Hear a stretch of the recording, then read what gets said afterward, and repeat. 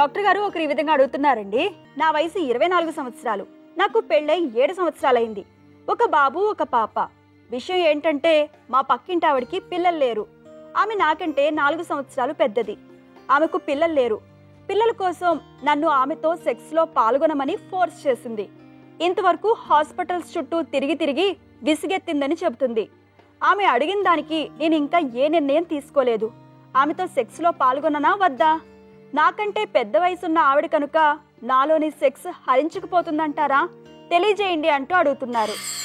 సెక్స్లో పాల్గొవద్దండి. అది కోరిక ప్రకారం భర్తకి ఒకవేళ వీరికణాలు లేకపోవచ్చు, భర్త చెప్పుండకపోవచ్చు నాలో వీరికణాలు లేవని.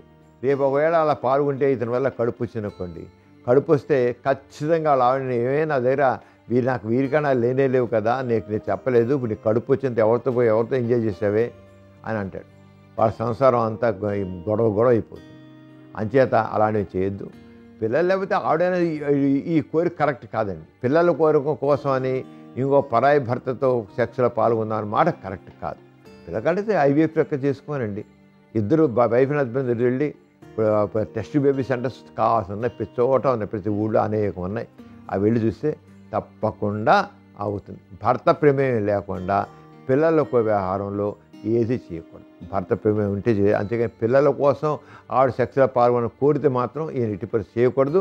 లేనిపోయింది ఇద్దరికి గొడవ, ఆడికి గొడవ, ఈయన కోసం. ఇప్పుడు ఆడు సంసారం పాడవుతుంది, ఇక వీళ్ళ సంసారం కూడా పాడవుతుంది. అంచేత అది కరెక్ట్ కాదు, ఆ పని చేయవద్దు. అంతేగాని నాకైనా ఎక్కువ వయసుంది కనుక నాకైతే అవుతుందా అని ఇది ఆలోచన ఏమవదు. ఎక్కువ వయసు ఉంటే ఏమవుతుంది, కానీ అది మాకు చేసే పద్ధతి మాకు కరెక్ట్ కాదు.